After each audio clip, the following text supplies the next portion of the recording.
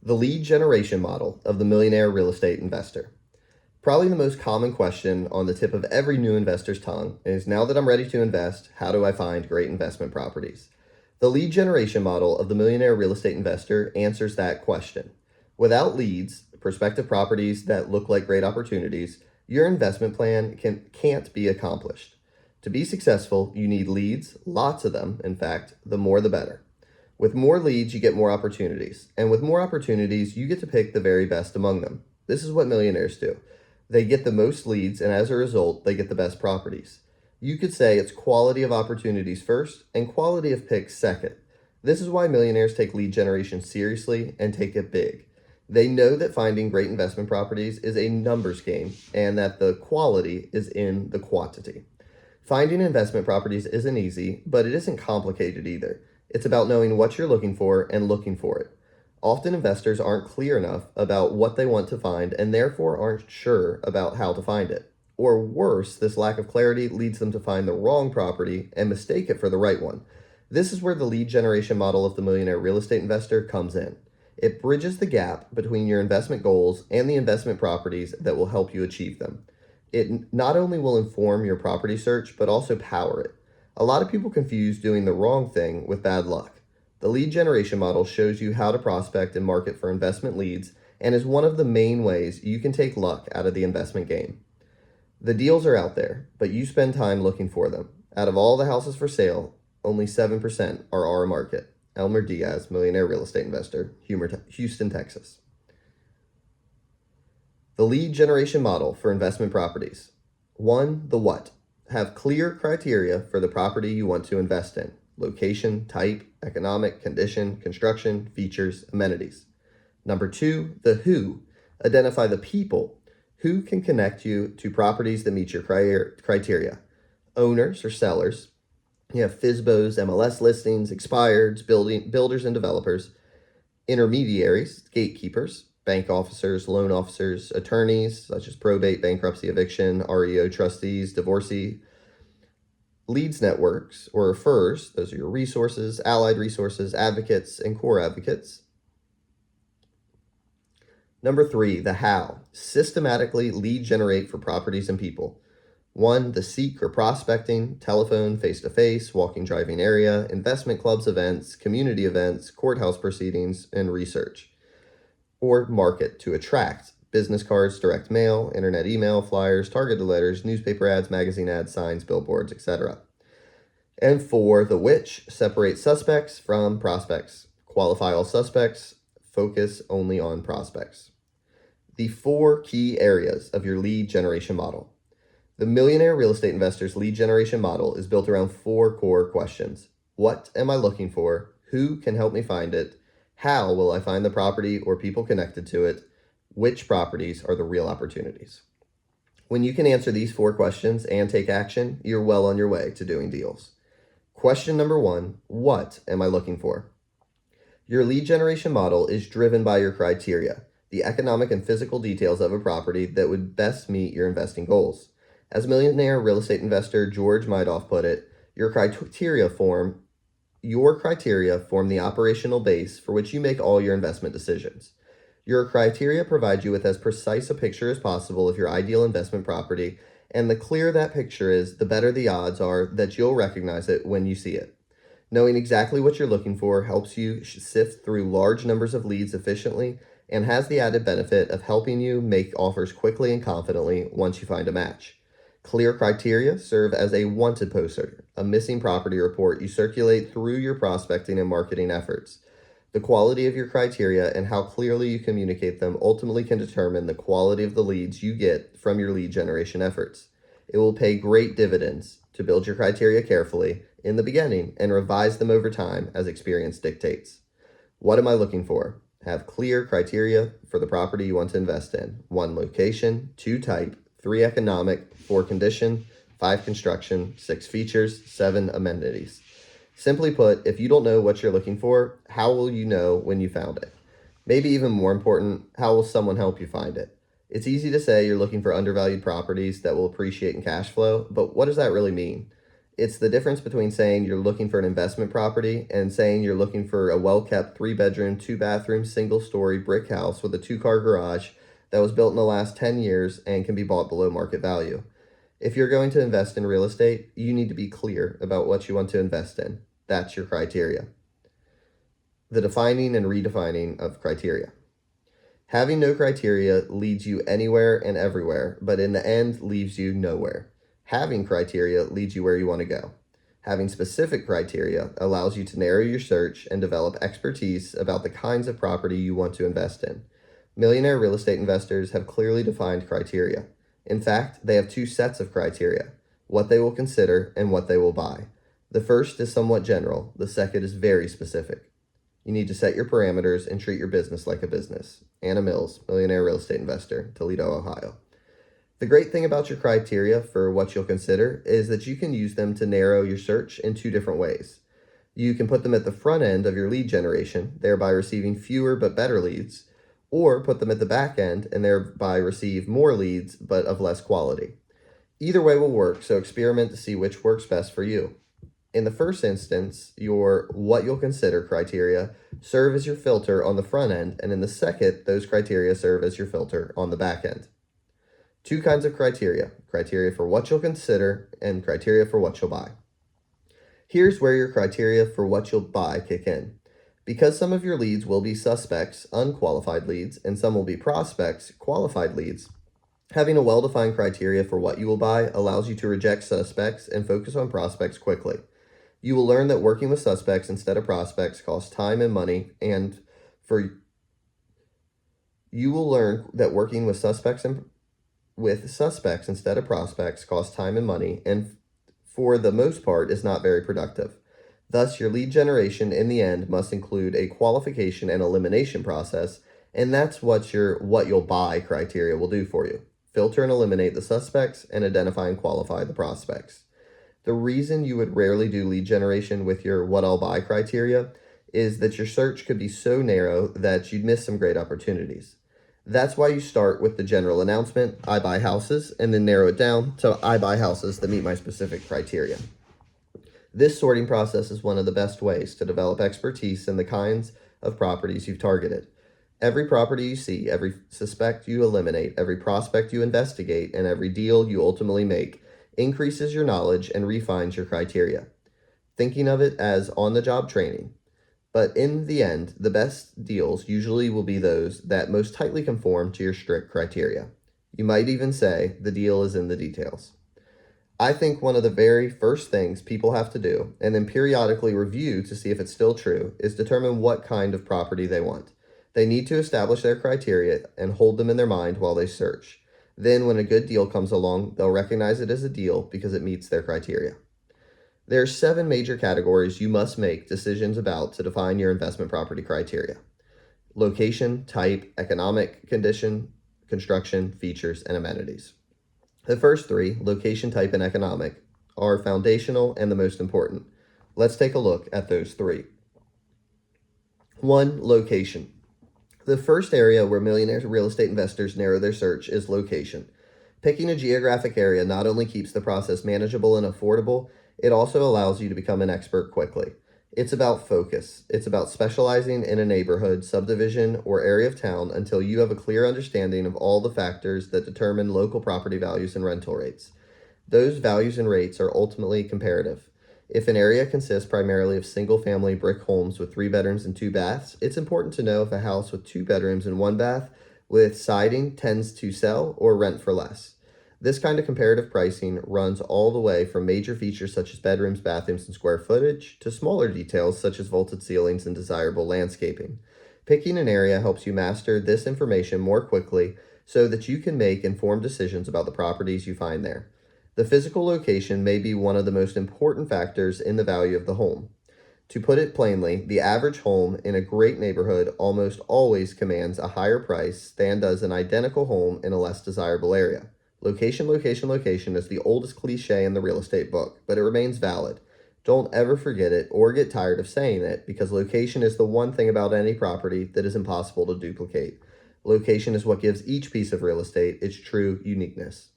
For the millionaire real estate investor, finding a great location is a process of zeroing in. Obviously, you need to start with a great country that allows for and supports property ownership.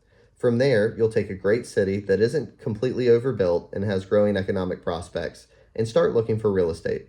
You're looking for desirable and emerging neighborhoods or communities. Historically, these tend to be areas close to work, retail, and recreational centers that either have established reputations for great quality of life and great schools or are emerging.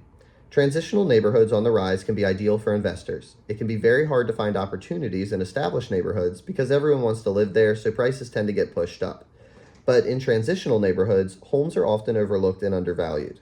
Within a great neighborhood, location becomes even more precise. You're looking for the best streets and lots. It's fairly intuitive. People like privacy, but also like access. A house in a small cove often brings higher rent or sales price than a similar house on an adjoining but highly trafficked street. Likewise, a house on a residential street will fare better for the investor than will one across the street from a shopping mall. Deeply wooded lots are better than small treeless ones. Big lots, corner lots, cul-de-sac lots, and secluded lots are all desirable to a potential renter or home buyer. Don't forget the zoning. Some of the best deals I've done, and many of those our investors shared with us, hinged on zoning issues. Lots that are zoned commercially or multifamily, even those adjacent or near yours, can affect your value favorably or unfavorably depending on the conditions. Most people understand real estate. They understand what makes an area attractive. Harry S. Dent Jr., best-selling author and economist, Burlington, Vermont. A real estate agent once brought me an excellent deal. It was for a $460,000 commercial lot on a corner of a major thoroughfare in my community. Commercial developers were just beginning to develop the area, and we knew the real estate would quickly be in demand as the limited space was built out. But in investigating the lot, my agent picked up a zoning detail of an adjoining lot that made the one we targeted extremely valuable. My property had access to utilities while my neighbors did not. The current owner had more real estate than he could afford to hold, and to keep the rest, he needed to sell this property quickly. We bought it and began negotiating with the owner of the adjoining lot to trade access to my utilities for some of his land. It would have been a great deal for both of us, but unfortunately, it fell through at the 11th hour. Forced to rethink our strategy, we rezoned to include retail development in addition to the office. The lot still had access to utilities and was now even more desirable because retail property usually sells for more than office. A bank ended up buying the lot for about $1.1 million, netting me $640,000. This transaction was made possible by one factor: location, location, location. Number 2, type. The second essential area of criteria is property type. Are you looking for single-family homes or multifamily properties, urban or suburban, resort or ranch, new construction or resale, lots or land? Since we've focused on investing in residential real estate, properties people live in, let's take a closer look at single-family and multifamily properties. You can acquire houses, condos, and apartments individually or buy them in bunches by purchasing duplexes, triplexes, fourplexes, and even larger condo or apartment complexes.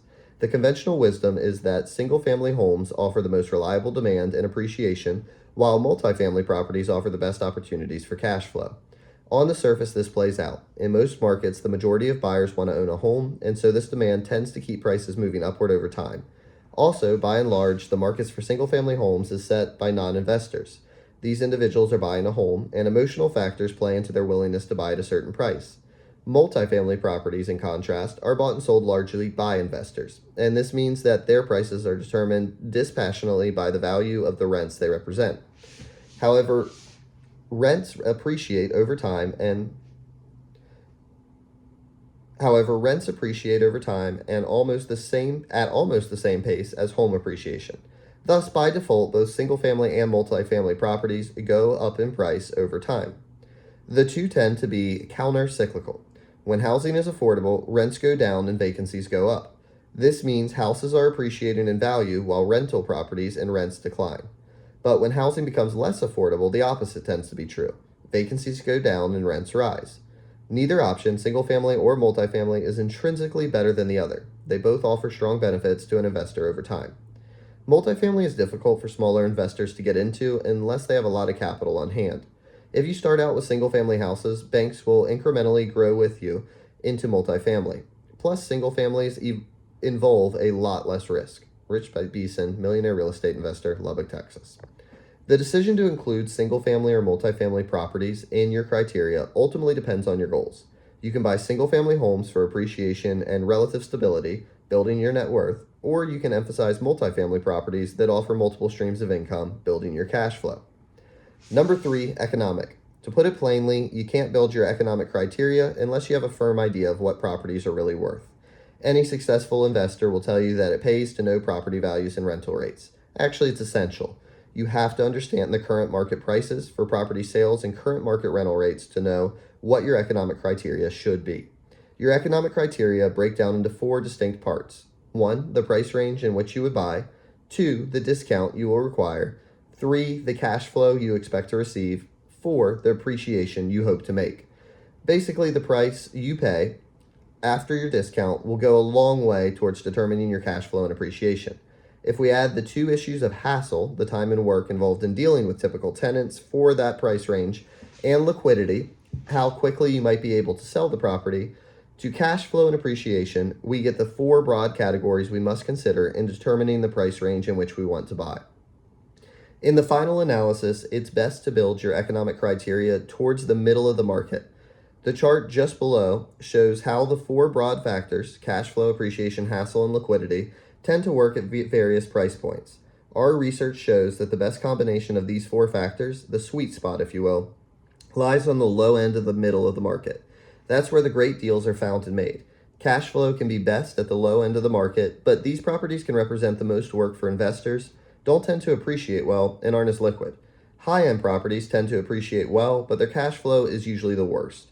It takes longer to sell them, and so their liquidity factor is low, and because of the expectations of typical high-end renters and buyers, they can represent a hassle for the investor. Especially in the beginning, we'd advise taking the solid cash flow, strong appreciation, and low hassle offered by mid-market properties. It's about identifying these bread and butter properties in your chosen location. In general, it's best to be where the largest market is. And in generally speaking, the majority of renters and buyers will be in the average priced properties. In this market segment, larger numbers of renters and buyers can increase demand and drive appreciation. You're playing the averages to have the greatest odds for success. With your location and property type in hand, spend some time getting to know property values and rental rates. You want to get in the habit of browsing newspaper and internet listings and taking notes. If you drive or walk through your target area, set aside time to drop in on open houses and inspect rentals. If you see a for rent sign, call the number on it. Whether you're talking to a real estate agent, an owner, or a property manager, ask a few pointed questions. Why is the property priced the way it is? How does it compare to similar properties in the neighborhood? What kind of person typically buys or rents this property? The more you research, inspect, and ask questions about the properties in your target area, the better your understanding of value will be, and the easier it will be to formulate your economic criteria. For millionaire real estate investors, the criteria building process begins with determining their foundational criteria of location, type, and economic, and it doesn't end there. Typically, the more expensive the house, the worse rental deal it makes. There's probably exceptions to that, but as a rule, as you get into higher priced home, the prices go up faster than the rental value of the house. Bill O'Kane, Millionaire Real Estate Investor, Chicago, Illinois. Let's turn our attention to the Millionaire Real Estate Investor's Criteria Worksheet. See Part 1 below. And look at all the criteria you need to consider. This worksheet is designed to walk you through the thought process of building your criteria from beginning to end. By checking the categories and filling in the blanks in the 7 principal areas, you should get a tight bullet point description of your ideal real estate investment property. Location is the first principal area of your criteria worksheet. The subcategories listed here are meant to be reminders to investigate all the particulars of your prospective location. Are there favorable rental laws there? Does this neighborhood have a great school that will attract families year after year? What is the crime rate? Do work, retail, and recreational centers nearby make the property more marketable? Only by bearing in mind these many factors can you make an informed decision about location, and in the process of considering them, you'll also develop a great sense of who your eventual renter or buyer might be. Remember that real estate is ultimately a game of local comparative values, so the location you choose and the selections you make will affect the number of opportunities available to you and their relative value as investments. The second area on the criteria worksheet is type. Do you want to invest in urban or rural properties, new construction or resale properties? These are broad classifications that can dictate the overall nature of the property. This is also where you decide whether your properties will be single family or multifamily or even vacant lots. Your economic criteria make up the third area of your worksheet. The first and most obvious category here is price range. You'll need to evaluate your buying power and pick a price point you can afford. Moreover, you'll need to be financially positioned to act quickly when properties become available, so you'll want to stay within your current cash and financing means. When you buy a property, you have two choices to make regarding the price. You can buy at market price and expect the price to rise, or buy at a discount and have the option of later selling at current market prices or higher. Millionaires look for properties they believe will appreciate at above average rates and then buy them at a discount. The discount is important because it represents built-in profit and equity. It's how you make your money going in. Successful investors label this as their margin of safety and consider any investment without it to be too speculative. Experienced investors assign a value to the work of acquiring an investment property, either as a percentage or a dollar value. For example, they may not acquire a property if they can't reasonably expect a 20 to 30% or $20,000 to $30,000 for higher price points of built-in profit by buying it at a discount. Others set the bar higher or lower depending on their personal financial goals. How much cash flow you seek works the same way. How much monthly cash flow do you need to achieve from the property to make it worth your while? For some, a single dollar is enough. They don't currently need the income and are focused on the appreciation. Others won't accept less than $200 or more each month per rental unit. In the end, how much discount or cash flow you expect to achieve will be a factor in what you've experienced up to that point. Millionaire real estate investor Carlos Rivero discovered a formula for maximizing his rents by making his properties available to government rental assistance programs. Having found a way to achieve $500 a month in positive cash flow and having duplicated that success, he won't settle for anything less. When we started out, we decided our basic formula was put 20% down to put down 20% cash, by at least 10% below market value, and cash flow a minimum of $200 a month after taxes, insurance, principal and interest, and property management fees. And it had to do that on a 15-year payout. Jimmy and Linda McKissick, Millionaire Real Estate Investors, Highland Village, Texas. The condition of the property is the fourth principal area of your criteria. See part 2 of the criteria worksheet on the facing page. Answers to the following questions can have significant impact on your profit or loss. 1. How much cash will you need to make any repairs? 2. How long will it take to put the property in rentable or sellable condition? 3. For big projects, how much risk is involved? Ideally, you want to find a discounted property that needs no repair, but that is quite rare. Generally, discounts come from fixing other people's problems.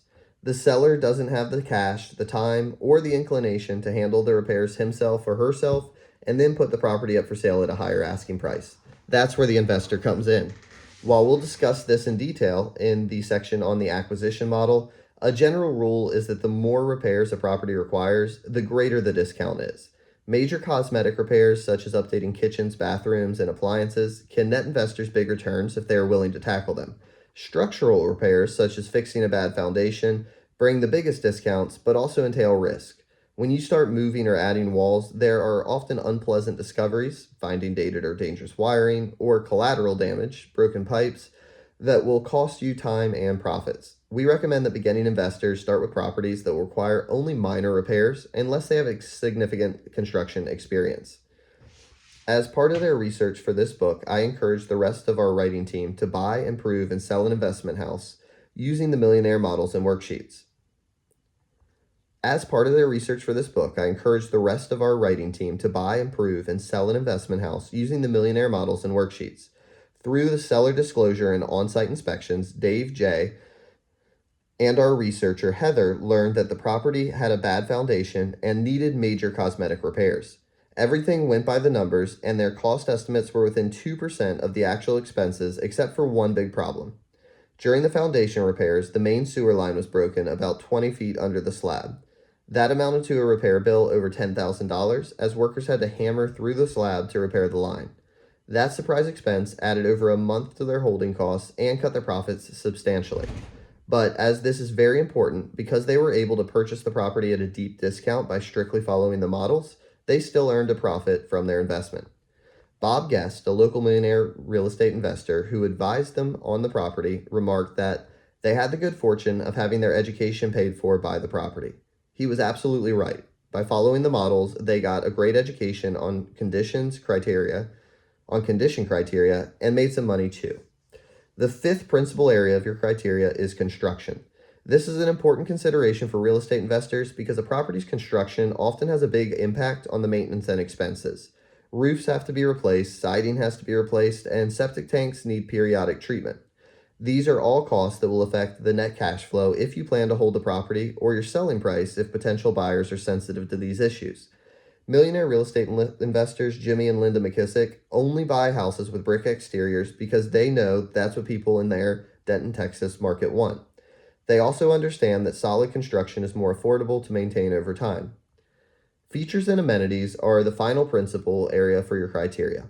Features include such basics as the number of stories, bedrooms, bathrooms, and living areas a property has.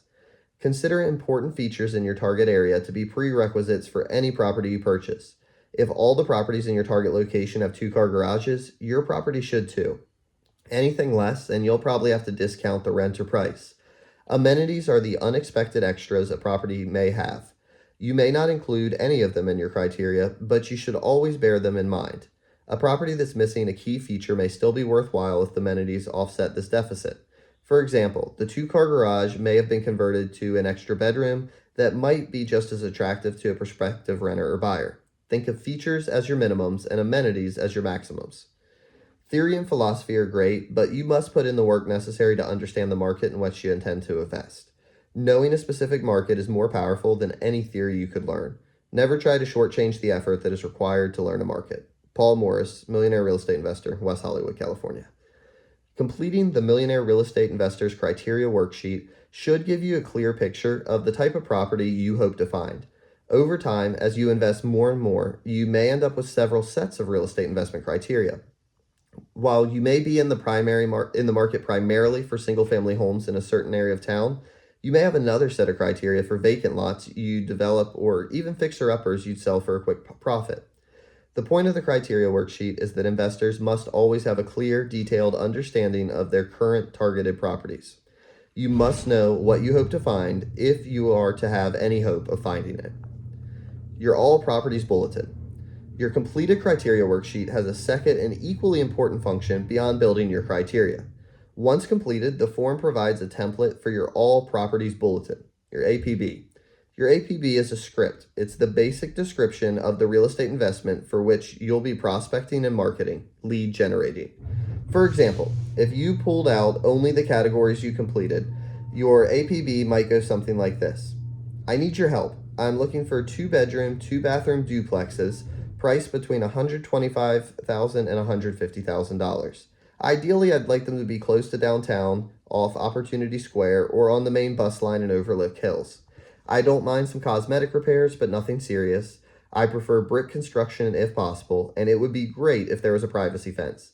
Please let me know if you see any properties that meet that description. If you're communicating this to an investment partner, scout, or real estate agent, you might consider including your discount and cash flow criteria, as that person most likely will be qualified to estimate these details when looking for properties to tell you about. Criteria are unique to each investor in each market. There's no secret formula or magic bullet that works for everyone everywhere. Real estate investing is a limited supply game within any price range, because there are only so many undervalued properties in any market at any given time, and competition can be fierce. Supply and demand always dictate price and value, and when too many investors seek the same kinds of properties in a market, it can be very difficult to find opportunities that are not already spoken for.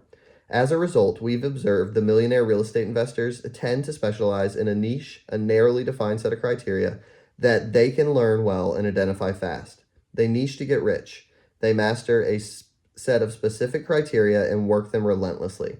That's why there are investors who specialize in single-family, multifamily, land, new homes, rehabs, foreclosures, REOs, foreclosures reclaimed by the bank and named for their row on the bank's P&L, real estate owned, and many, many more. You also may need to identify a niche so that you can acquire properties within it without undue competition. With time and experience, you may even develop more than one criteria modes in which you are highly competent so that you can switch gears whenever opportunities in one area become scarce. Question 2, who can help me find it? Now that you know what you want, it's time to take the next logical step in lead generation model of the Millionaire Real Estate Investor. It's time to identify the people who can connect you to the properties that meet your criteria. The chart below illustrates how the process works. This section of the lead generation model is about the who of lead generating for investment opportunities. Let's look at the chart quickly. And in the following section, we'll look at the ways in which way we can connect or contact them. Number 2, who can help me find it? Identify the people who can connect you to properties that meet your criteria.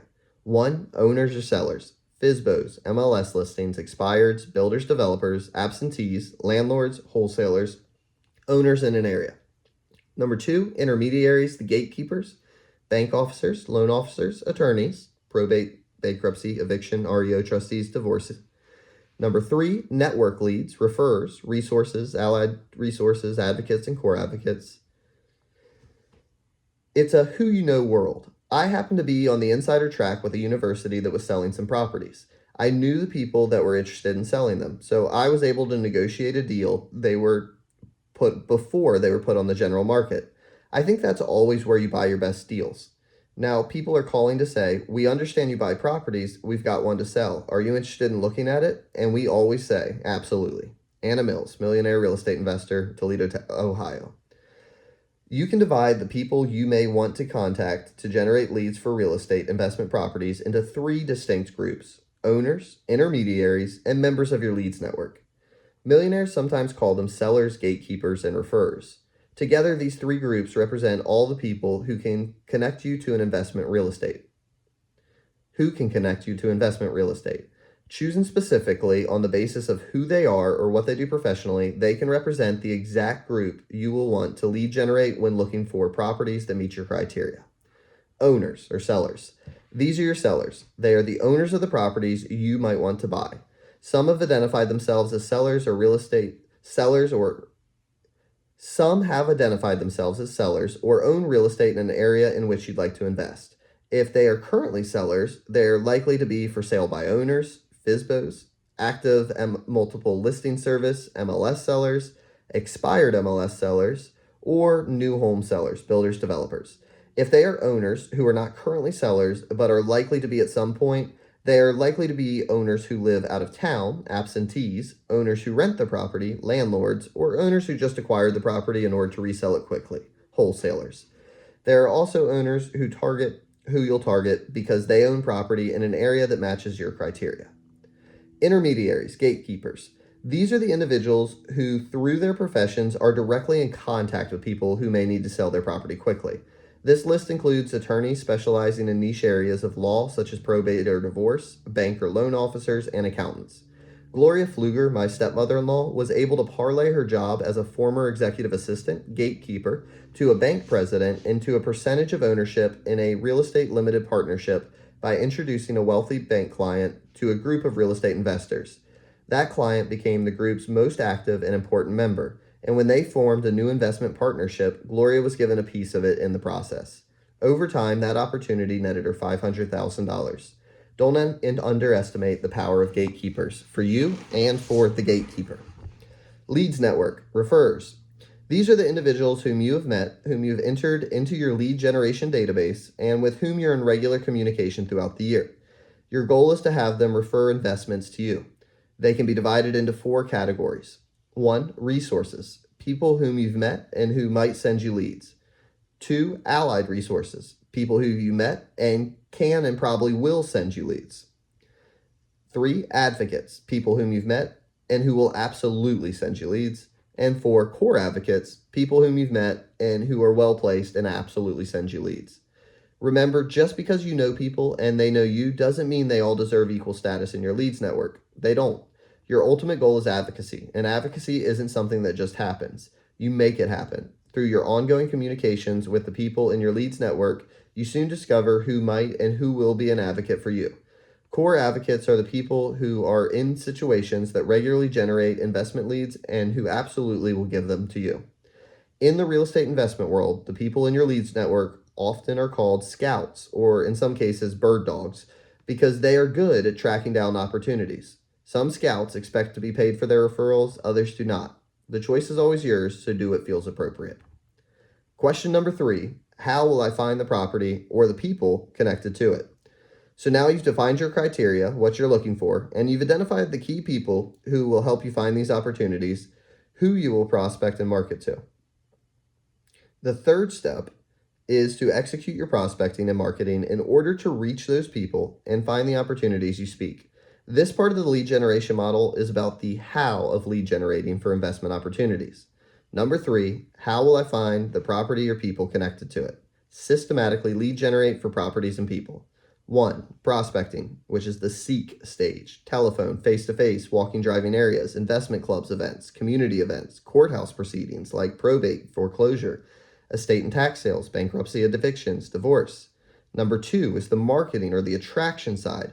Business cards, direct mail, internet, email, flyers, targeted letters, newspaper ads, magazine ads, signs, and billboards. A simple way to view lead generation is demonstrated in the chart on the following page, generating leads and moving people into your network circles. It is helpful to view people as being in one of 2 categories. They're either people you haven't met or people you've met. The people you haven't met category consists of the general public at large or a targeted group you've specifically identified as a good group on which to focus your lead generation. The people you have met are those in your leads network. The 2 methods you will use to generate leads from these groups are called prospecting and marketing. Prospecting is about seeking opportunity. It's about the process of personally calling and contacting targeted people you haven't met or people in your leads network to share your criteria and ask for investment leads. You're sharing your APB and asking if anyone has seen properties that match it. It's also the process of researching neighborhoods, papers, the internet, the public databases for property. But whether you're calling people, meeting them face-to-face, or researching alone, the challenge is that prospecting is always limited by the hours you can give it. That is why millionaires utilize marketing in their lead generation. Marketing is the opposite of prospecting. Instead of seeking opportunities, marketing is about attracting them. This is the process of putting up signs and billboards, mailing newsletters and postcards, and advertising in papers and periodicals. With marketing, you don't have to be present or even awake for lead generating to be working for you. It's truly a leveraged activity. It's important to remember that the 2 fundamental forces, economic and personal, are constantly at work creating great real estate investment opportunities. Economic forces tend to affect the market as a whole. These forces include factors such as changing interest rates, job growth or recession, overbuilding or undersupply, and area revitalization. Personal forces are very specific to the owner and the property the owner represents. Personal forces, both positive and negative, include relocations, marriage or divorce, bankruptcy or good fortune, and even death or family growth. Millionaire real estate investors never focus on only one, but instead lead generate for both properties that meet their criteria and sellers who are motivated to sell. Here's how this plays out with your prospecting and marketing. With prospecting, you tend to be referred to or find properties that match your criteria. The next step is to locate the seller and see if he or she is motivated to sell at your terms. Marketing tends to work in the opposite direction. It tends to attract motivated sellers. The next necessary step for the investor is to inspect the seller's property and see if it matches his or her criteria. It may sound oversimplified, but you generally will be prospecting for properties and marketing for motivated sellers. While the prospecting and marketing options we will use to illustrate this step of the model may appear overwhelming, the truth is that our list is far from comprehensive. Millionaire investors are an unusually creative group of people and constantly innovate and improve on their lead generation methods. But none of the investors we interviewed felt obliged to attempt them all. Instead, most of them stuck to 3 or 4 methods that they discovered worked best for them. The point is to pick a couple of methods and see if they work for you. The key is to get started. Over time and with experience, you'll get a good sense of what works best for you and in your market. When we surveyed our millionaire real estate investors, we asked for the top 5 ways they found real estate opportunities. The results are displayed in Figure 40 below. Clearly, these successful investors relied on their leads networks to send them opportunities. They built their leads networks purposefully and prospected and marketed to them relentlessly. You'll notice that we chose to break out real estate agents, even though they are actually one of the groups of people you'll be networking with, the number 1 category. They simply constituted too large a subset of this category to remain anonymous. Together, the 2 categories, networking and working with real estate agents, account for as much as 60% of the lead generation results our millionaire real estate investors achieved. When you add in driving or walking the neighborhoods, culling leads for the newspapers or running ads in them, and tracking foreclosure properties, you approach 86% of all leads being generated by just 5 sources. These are the 5 we suggest you focus on: networking, real estate agents MLS, driving, walking, newspaper and ads, foreclosure listings. Followed by for sale by owners, internet data research, database research, targeted marketing, and other. Build a database and work it. The engine that drives all successful long-term lead generation programs is a contact database. The contacts in it are the fuel. Your job as the investor is to fuel the engine, put contacts in the database, and drive your lead generation program forward. The interesting thing is that the quality of your results is a matter of the quality of your fuel, contacts. The interesting thing is that the quality of your results is more a matter of the quality of your fuel, your contacts, than a product of your driving skill, prospecting, and marketing ability. What goes in has a direct effect on what comes out. The chart below, the lead generation database model, explains how you can use your database to generate leads. Your database will be built from 2 groups: people you haven't met and people you have. If you haven't met them, they are targeted sellers who live in a geographic area in which you'd like to own property, or are a particular type of seller who needs to sell: FSBOs, expireds, absentees, landlords, builders. You will record their contact information in your database and then categorize them for easy reference: local absentee owner mailing list, multiple property owner mailing list. Once they are in the database, you can contact them, prospect and market with appropriate messages to encourage them to consider calling you when they are ready to sell. If you have met these individuals, you record them in your database and categorize them in both your work network, your leads network, or both. Then, as you with your haven't met group, you will prospect and market to them with appropriate messages to encourage them to consider contacting you if they know of a property or a seller who might constitute an investment opportunity. The lead generation database model.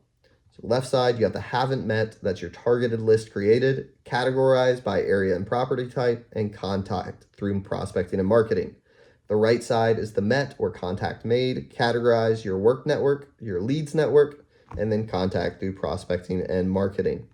Convert haven't met contacts into met contacts, and those are the leads.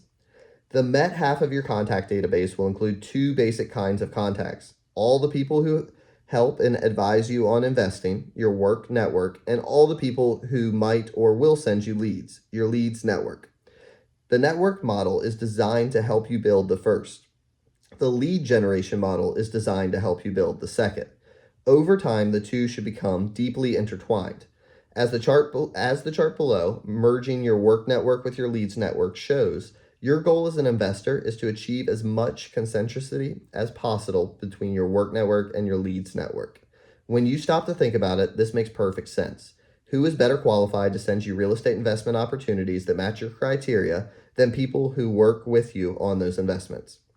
The real estate agent you may have used to find your home or your first rental property will have a strong sense of your criteria and can be on the lookout for properties that match them.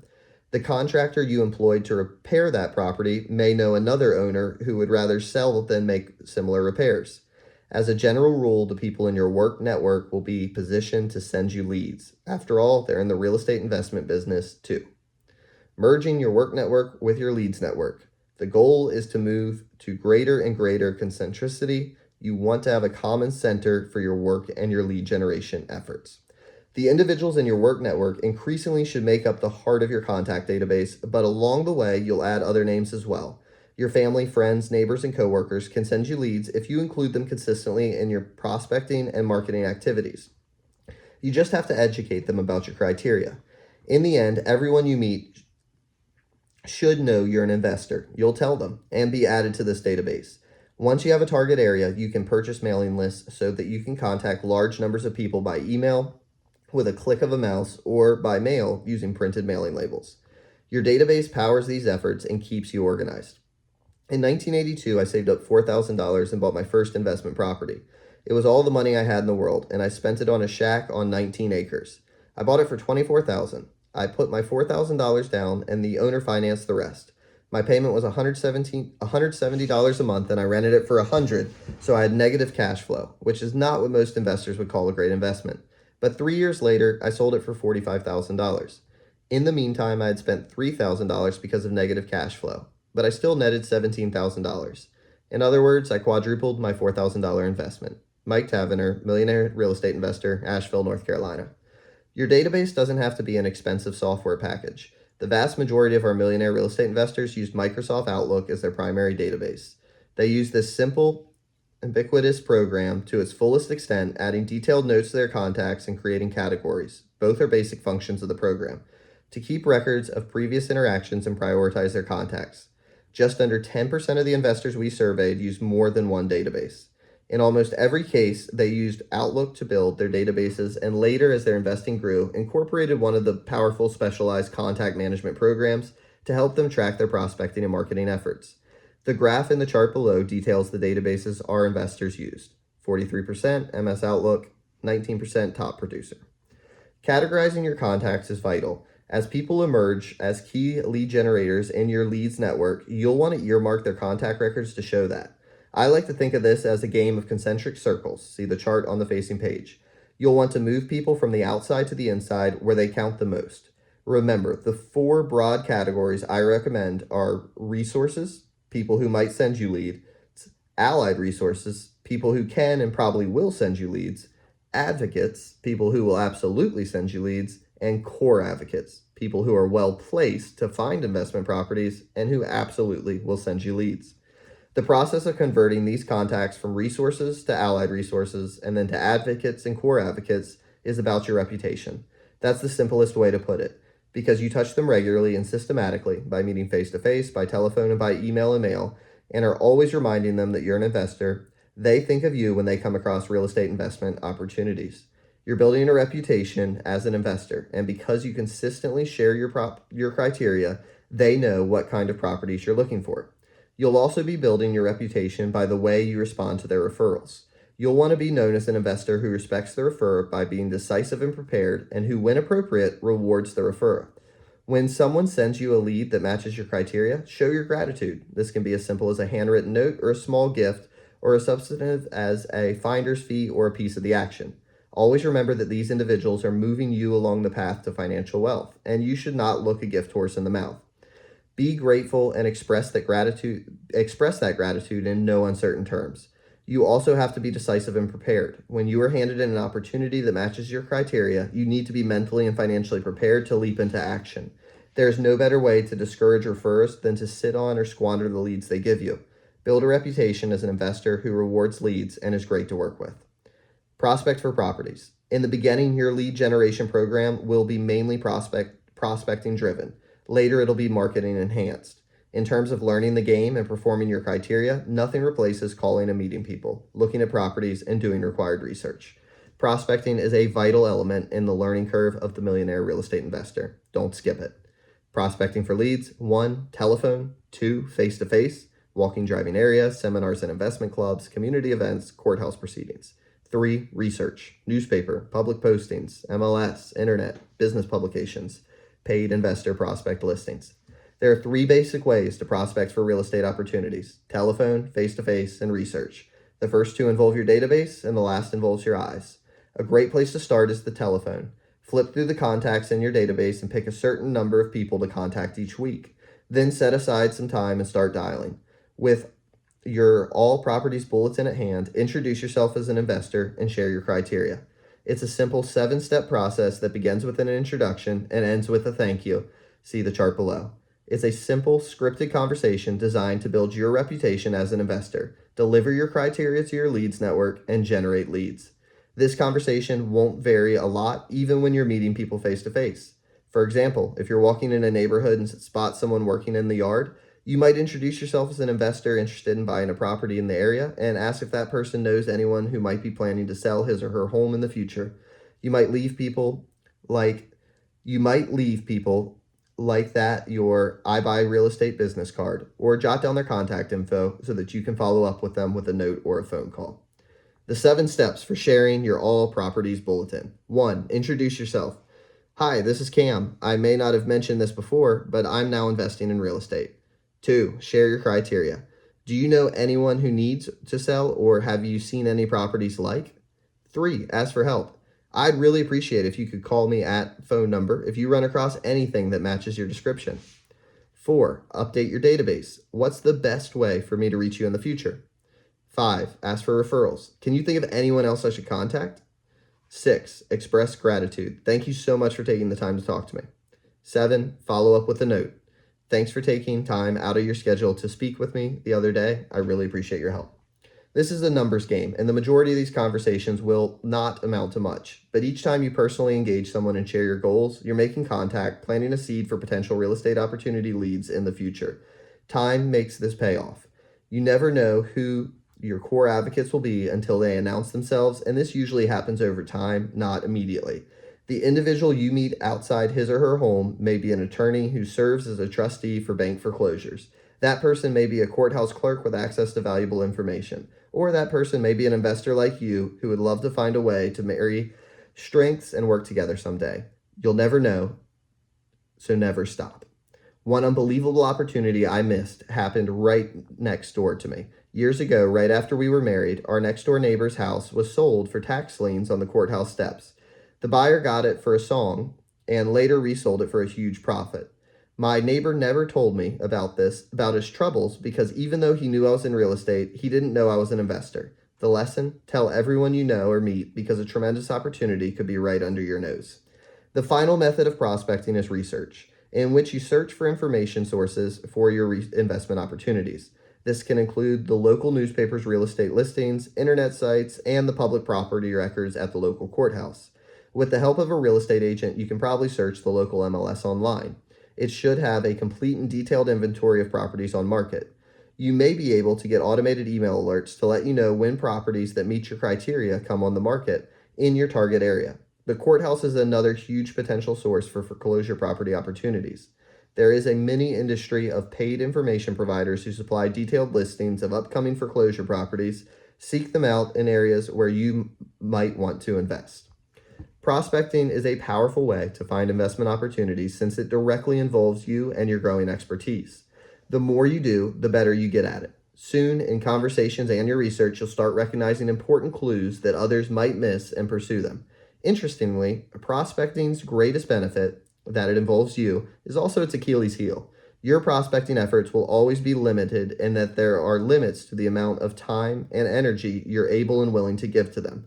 Nevertheless, prospecting can put you on the path to prosperity, especially when you are prospecting within your well-placed leads network. It is the work that must be done if you are to reach your investment goals. Market for sellers. One of the most important lessons I've learned in this business is that most big businesses happen as a result of big lead generation. That means that successful business persons have no method out unless they have to. One of the most important things I've learned in business is that most big businesses happen as a result of big lead generation.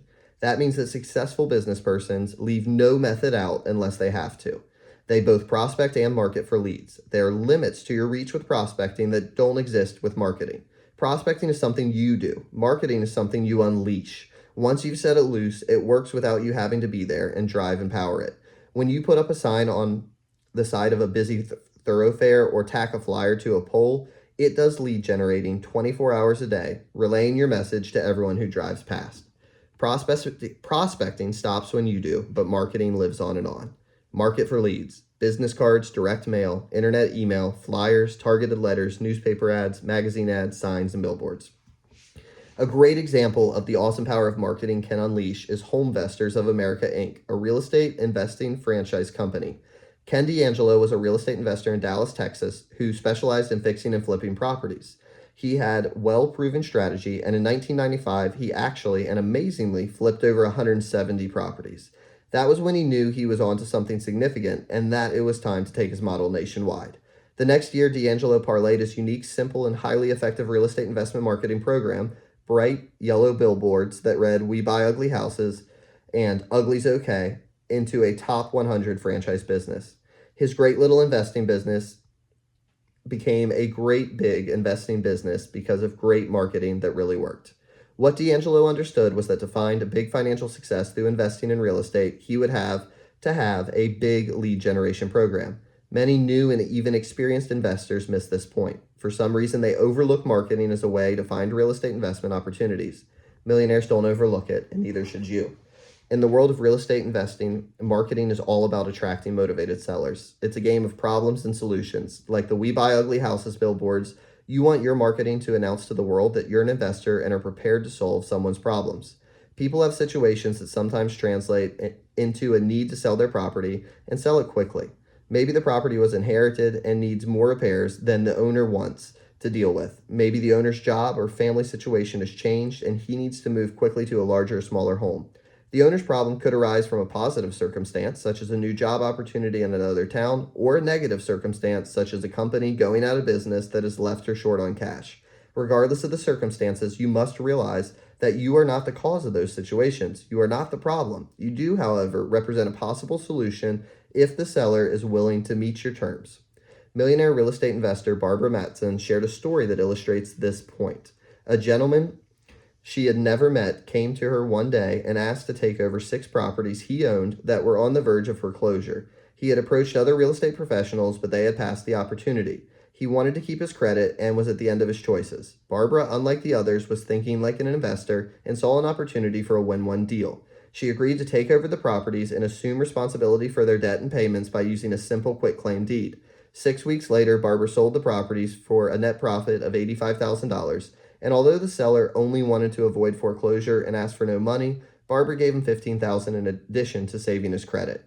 Here was an individual with nowhere else to turn who was helped by a real estate investor who cared enough to help and who understood how to solve people's real estate problems. He won, she won, everyone won. Contrary to what some people think, this type of circumstance is not a predator and prey situation. I don't believe in or advocate for dishonesty or deception of any kind to anyone.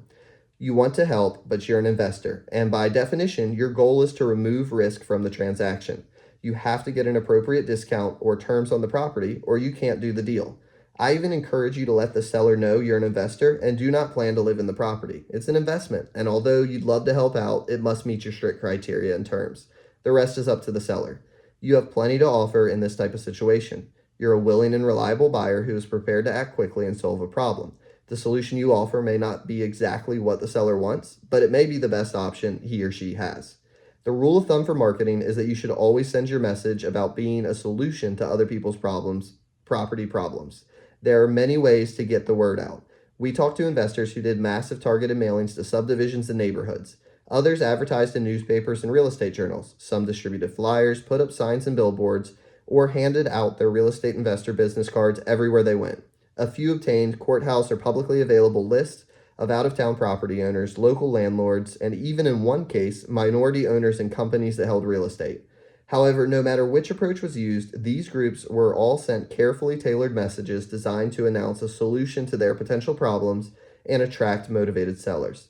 For example, out-of-town homeowners were sent messages that highlighted the problems of managing a property long distance, such as screening renters, managing maintenance contractors, and dealing with routine upkeep. All of those things can present challenges to an out-of-town owners. If your marketing represents you as someone who can solve this problem, maybe 2 or 3 out of every 100 people you mail to will inquire about your terms.